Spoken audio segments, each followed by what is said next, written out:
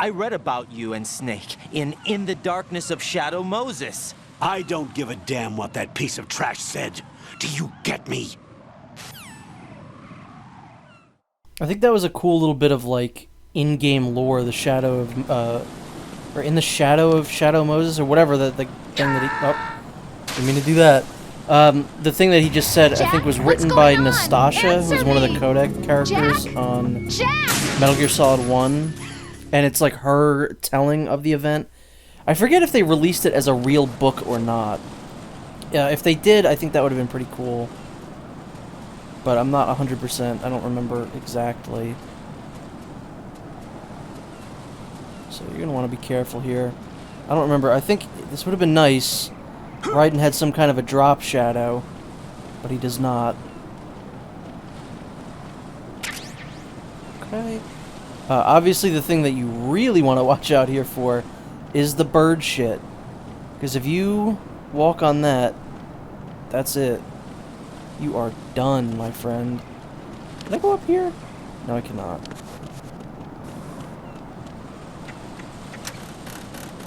Oh, Raiden, just keep going, man.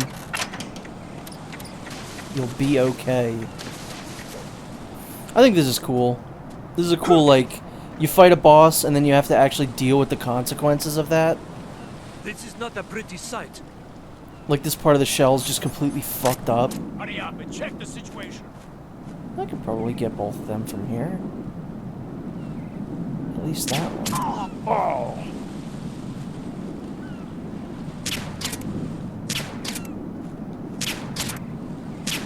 Go down.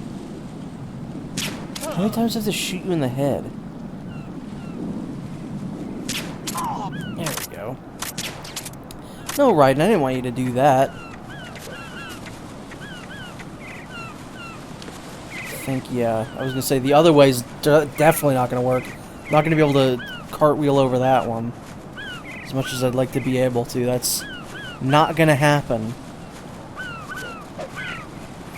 Yeah, this is like where, I guess, an area that, you know, you use the, I guess, like, grip strength would be kind of useful in an area like this, but you know, they give you plenty enough time to, just do it. You know, you don't really need the grip strength. I'm gonna die.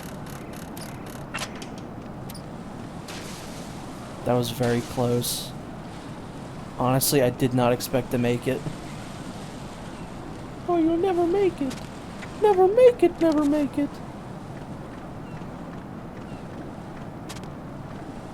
This is just like that one part in Metal Gear Solid 1. If you, like, stand... God damn. Raiden's packing heat. What is he... What's going on here? This suit is either really form-fitting or he's really excited about this mission. I'm going to go in my pants. Going to go in my pants. I don't know why he sounds like Arnold Schwarzenegger or something like that. Going to go in my pants. It's okay, though.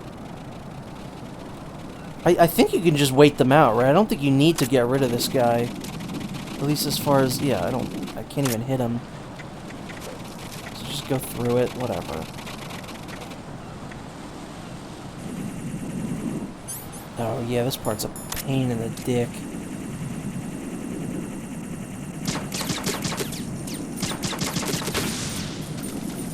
It's like the only thing I'm using the SOCOM for. Can you shoot that thing already? God damn.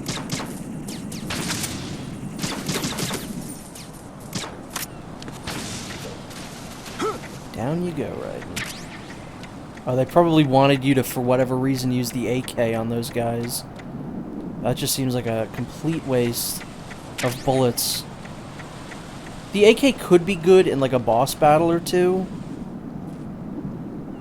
But I would probably recommend not doing that. Alright, I gotta remember, can you just cartwheel over to there? It looked like you could. I'm gonna just throw that out there. Raiden, it looked like you could. Right. Answer me. Raiden! Alright, now it probably seems like a pretty good idea to do this the non-brain damaged way. Although, like I said, I'm gonna be pretty honest. I feel like that is how you're supposed to do that. So, who was right? Me. I was right. And again, this is like one of the only other times that I would say you use the grip. And you really don't need to level your grip meter up. Like, if there were guards patrolling here, it's a good idea to use it, but other than that... Like, and then you just have to stay there hanging and not move. That's like the only thing I could say you would use it for, but not that useful.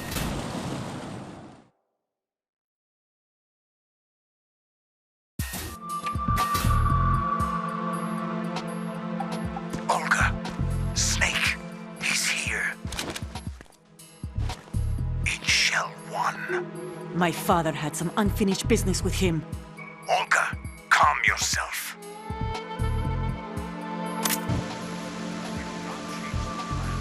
Your personal feelings. Then screw your plan. I've been waiting 2 years, and I will send him to the bottom of the ocean, right next to my old man. The launch comes first. Damn it. Where's Ocelot? Not here. I don't trust him. Don't talk that way about one of your own. He's not one of my own. He left my father to die, remember? Olga, we'll talk later. We need to get started on the final checks for the unit. What is that on the top All right. right of the screen? I'm heading back there. The upper connecting bridge to Shell 1 is down. What about the chopper? The cam-off is out of action. Take the oil fence from strut L. I'll tell them to start pulling out. Not yet. Their retrieval comes last. The intruder's still at large. Snake. What about the other man? He's got luck on his side, certainly. He survived that explosion. Listen, Olga, the code confirmation is in 1 hour. Keep the president alive until then. I know. No one gets in here. Turn the currents on. Of course.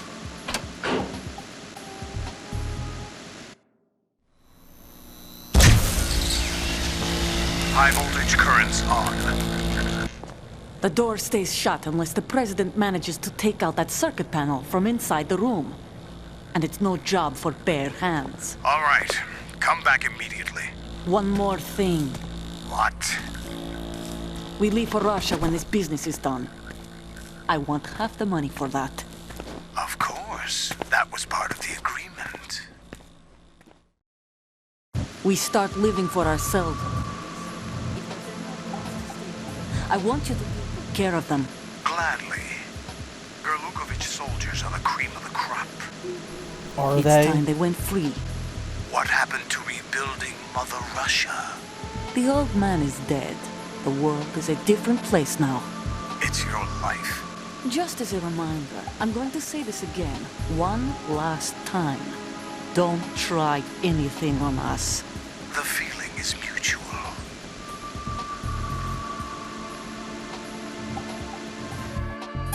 Well, what was that thing on the top of the thing on the screen there? I'm in front of the room where they're keeping the president. Everything all right? No sign of flooding, but I can't get close to the door. The floor is electrified. Don't test it. You'll be bacon. Any suggestions?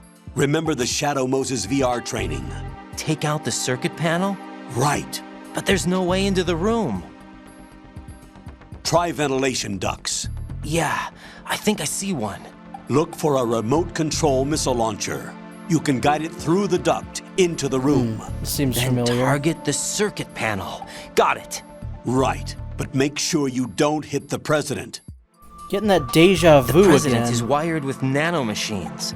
If we know the frequency, I can raise him. We've tried that repeatedly, but there's no response. It looks like the walls have a built-in radio shield. So that's why Ames lost contact with him. If you need to confirm his position, you can log into the node. Understood. Locate a remote control missile launcher first. Did you say nerd? Where is this node? Olga's not in there. Alrighty then. Oh yeah, yeah. This area is like right. It's like right here, the node. I don't remember. I don't think you need to go back to Shell 1, so that'd be nice. I do believe we're like halfway done with the plant now. I would actually argue probably even more so than halfway. Okay, not going in there. Where's this damn node? Alright, there we go. What is that? Did that literally just say cold drinks on there? That's fine. I feel like the Resident Evil games always have kind of funny names for their sody pops.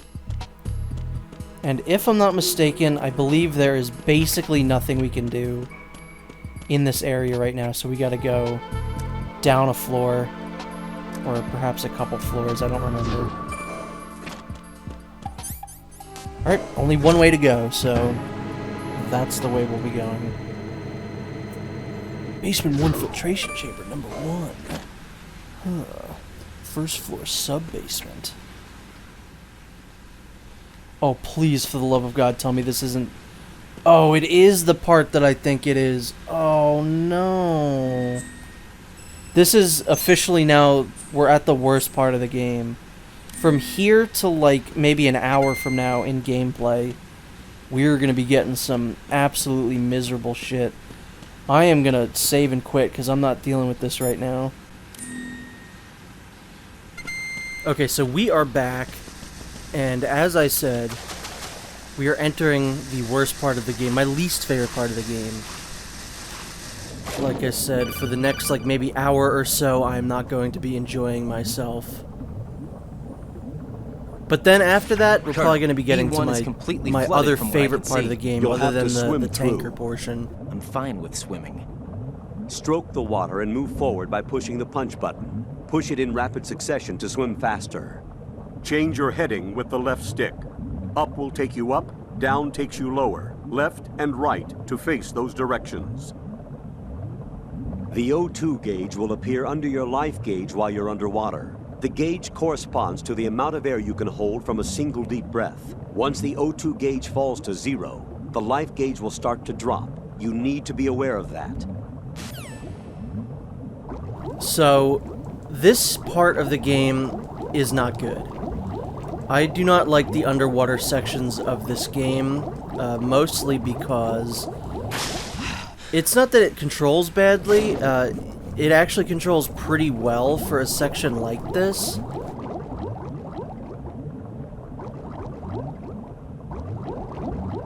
The reason that I don't think that it's good is because there are these air pockets, and every single time you enter one, I feel like I always get completely turned around.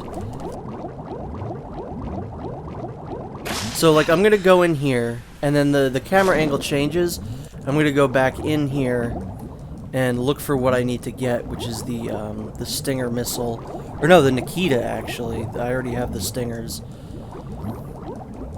So, I just feel like these areas aren't very big, but they all look the same, and it's pretty easy to get lost in these areas. There's the little Vulcan Raven toy again from the tanker chapter. I don't know how that got here, but there it is. So yeah, this isn't my favorite part of the game. It just, if it wasn't so confusing, yeah, that's just gonna happen, honestly. I'm just gonna have to deal with that. If it wasn't so confusing to get through, I'd be fine with this.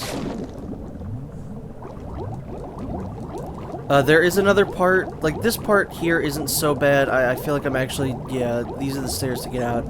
I feel like I'm actually doing this fairly well this time. That was one of the smoother times through that. But there's another section later on that is going to be far more annoying to deal with when it comes to swimming underwater, so we're gonna have to find some way to try and avoid drowning there. So right now, what we have to do is shoot a missile into a vent, which is easier said than done. First off, there are cameras in this area that we have to take down. I think these are cameras and guns, so if you go in there and they see you, I think they'll just start shooting you, which you don't want, obviously. And because this room is pretty dark, I would suggest leaving the night vision goggles on. And just like in the first game, you gotta navigate this towards a like circuit breaker or whatever, generator. And yeah, I'm getting that deja vu sense again. You have to go meet up with someone who's being blocked by an electrical floor, and you have to shoot a missile into it. I don't know, that's just kind of deja vu. Can't really explain it.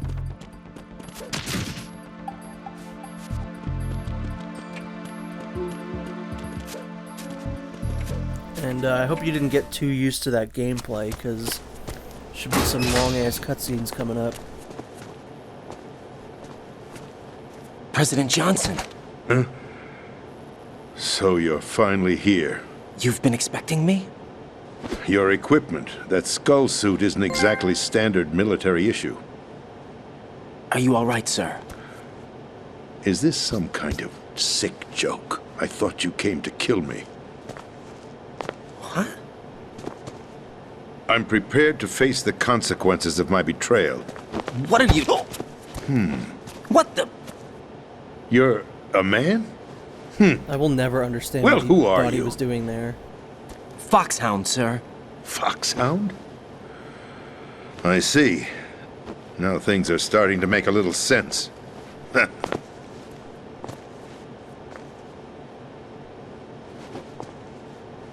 Switch over to nanocommunication so nobody can listen in. Yes, sir. And so that we don't have to waste money on the budget for cutscenes. Do you read me, sir? Yes. Mr. President, it's my understanding that the terrorists have managed to input the code sequence necessary for launching a nuclear strike. That's correct. I punched the sequence in myself. You're working for them? If you asked me 2 hours ago, my answer would have been yes. Right now, they're keeping me alive until my vital signs are reconfirmed. They betrayed you? I wouldn't quite put it that way. I wanted power. They sought destruction. But why stoop to terrorism? I wanted absolute power. But you're the president. You have power. No, I'm just a figurehead. What? I don't have any control. The real power is in the Patriots' hands. The Patriots? The truth behind this country. I'm not surprised you've never heard of them. Very few are aware of their existence, even among those with code word clearance. Huh? Politics, the military, the economy, they control it all. They even choose who becomes president. Putting it simply, the Patriots rule this country. No. Hard to believe, isn't it? I know it's not It's the him, truth. but this guy's voice has always The sounded like space Mark defense, Hamill to me. income tax reduction, and national missile defense programs. Every policy that's been credited to me was actually done according to their instructions. Space defense was initiated by Congress. That's what the Patriots want the country to believe. It's all a show. Democracy is just a filler for textbooks. Think about it. Do you actually believe that public opinion influences the government? No. This country is shaped and controlled as the Patriots see fit. The people are shown what they want to believe. What you call government is actually a well-staged production aimed at satisfying the public. Huh? Don't look at me like that. I'm legally sane, you know. It's not your sanity that worries me. The Patriots. Even I don't know who the actual members are. Are they financial, political, or military leaders? No one knows who the Patriots really are. Even my instructions come from a cutout. All I've been told is that every key decision is made by a group of 12 men, known as the Wise Men's Committee. Your office? The White House? Merely puppets, pawns in a game. By pledging my loyalty, an insignificant son of a senator was awarded the presidency. Of course, that wasn't the only price I had to pay. What do you mean? Even if a pawn becomes a queen, it is still just a playing piece. I wanted to leave my own mark in history, but my ambitions were... You'll understand someday. I wished to be a member of the Patriots. I wanted to wield the power of a king instead of being an expendable pawn. And that justifies acts of terrorism? Yes. I'd intended to use the new Metal Gear as a bargaining chip. Bargaining chip? But I underestimated Solidus. He actually wants to challenge the Patriots, even if it means the destruction of the world. What are you saying? Whether you believe it or not, the balance of power rests in the hands of the Patriots. They regulate the country's various interests through controlled presentation, staging a drama that is palatable to the general masses. Can you imagine what would happen if they ceased to function? Picture a massive political vacuum, a space that every powermonger will try to fill for their own greedy ends. I'm talking about an unregulated power struggle, panic, civil war, chaos. Like it or not, the Patriots is an organization that must continue to exist. So you changed your mind because you wanted to avoid global chaos. Exactly. When I told Solidus that I wished to prevent disaster, he replied that pawns can never become players. And who is this Solidus? My predecessor, George Sears. That was the name the public came to know him by. I knew him by his code name, Solidus Snake. He was the third Snake, preceded by Solid and Liquid, a survivor of the Les Enfants Terribles project. Neither solid nor liquid, he was a well-balanced masterpiece that the Patriots saw fit to entrust with the presidency. However, he fell out of grace with the organization 4 years ago. When acting on his own, he started an incident. 4 years ago. Shadow Moses. That's right. At the time, the DARPA chief, Donald Anderson, together with certain influential parties, initiated the development of Metal Gear Rex and an advanced nuclear warhead. However, this did not fall in line with the Patriots' plans. What's more, Solidus decided on his own to send his most trusted man, Ocelot, to provoke Liquid Snake, bringing about the said incident. As a result, he succeeded in obtaining Rex and the data on the warhead. But in doing so, he ended up revealing the existence of both Rex and the Genome Army, a blunder that earned him the wrath of the Patriots. Shortly thereafter, Solidus was removed from the presidential office.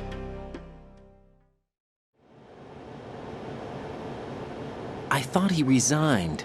That's the story given to the general public. Following his resignation, the Patriots selected me, their new pawn, for the presidency. But that would mean that the presidential race was... That was quite a show, wasn't it? It was a well-scripted drama staged by the Patriots for the benefit of the public. Even the Democrats and Republicans were dancing to the Patriots' tune. Everything went according to plan, but for one exception. Following his resignation, Solidus' health was scheduled to fail him, bringing about his untimely death. Capped? Correct. But before the Patriots could execute their plot, Solidus went underground with the help of Ocelot. As he avoided pursuit, Solidus gained control of Dead Cell, winning over Colonel Golukovich's outfit. From there, he bided his time, knowing that his opportunity would soon arrive. What opportunity? The completion of the new Metal Gear project, an opportunity that would even his odds against the Patriots. By stealing the Patriots' most valued project, he would be able to place them in a very uncomfortable position. It's the only chance he has for survival. Once he has the new Metal Gear, he'll declare war against the Patriots. Needless to say, he must be stopped. Metal Gear is already operational. No, not yet. What you saw was Metal Gear Ray, hijacked 2 years ago from the Marines by Ocelot. That was not the new Metal Gear. Then where's the new Metal Gear? Right here. What? You're standing in it. To be more precise, this entire big shell facility is the new Metal Gear. What'd you say? No, I'm quite serious. The upper structure that you've seen is camouflage. Designed to represent an offshore cleanup facility, the main structure extends from the foundation all the way down to the ocean floor. The connecting elevator is located on the B2 floor of the Shell 1 core. Arsenal Gear. That's the code name for the new Metal Gear. Arsenal?